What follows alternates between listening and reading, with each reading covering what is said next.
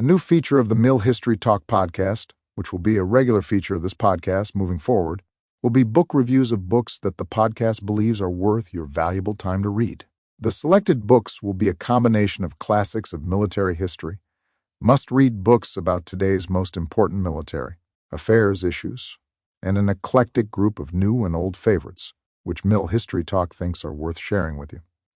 I'm today's AI host, Barry, and I want to share with you our first book, Dying Hard, Company B, 39th Infantry Regiment, 9th U.S. Infantry Division in World War II by French MacLean.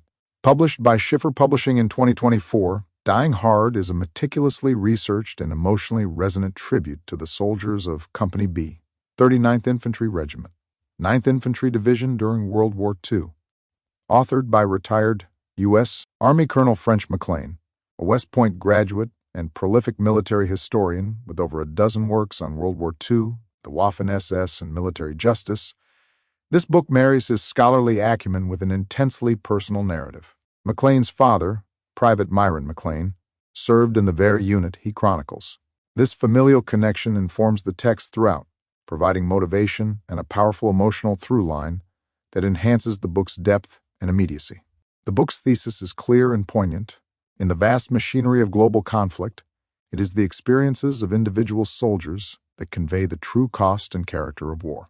Rather than offering a sweeping operational history of the European theater, MacLean narrows his focus to a single infantry company, allowing for granular detail and character-driven storytelling. Company B's odyssey spans from the beaches of North Africa to the snowy forests of the Ardennes and into the crumbling heart of Nazi Germany.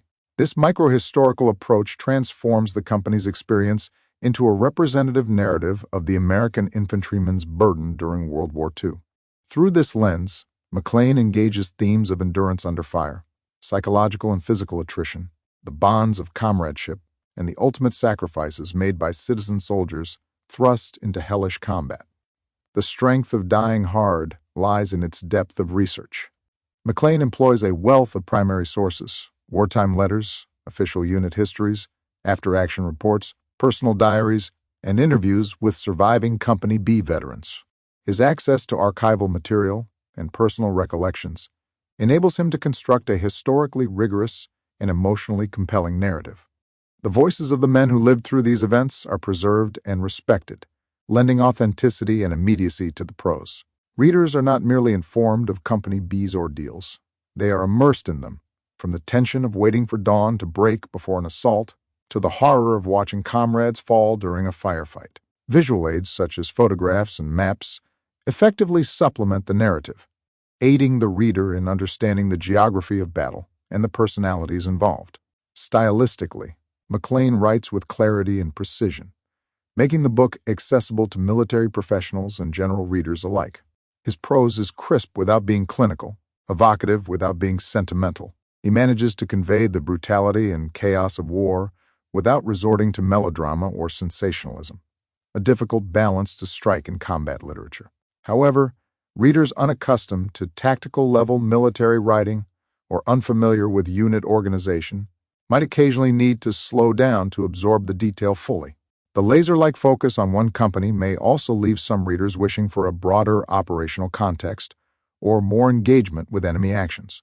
Nevertheless, this narrow scope is purposeful, emphasizing Company B's personal and collective journey over strategic analysis.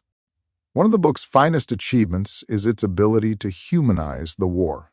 MacLean brings each soldier to life, not as archetypes or anonymous grunts, but as young men with personalities, hopes, and fears. In doing so, he challenges the abstraction that often accompanies discussions of war. We see these soldiers struggle not only against the enemy, but against exhaustion, fear, and at times their leadership. We witness their resilience, but also their vulnerability.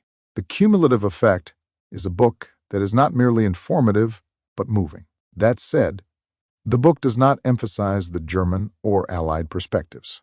Still, this is more a limitation of scope than a failing of execution. MacLean remains disciplined in his objective, to tell the story of one company's harrowing journey through the bloodiest conflict in modern history. In conclusion, Dying Hard is a compelling and sobering addition to the canon of World War II history.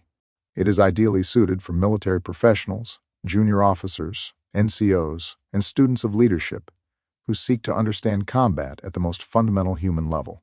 Military professionals in particular will find the larger theme of maintaining cohesion and combat power in protracted high-intensity combat and associated casualties particularly compelling.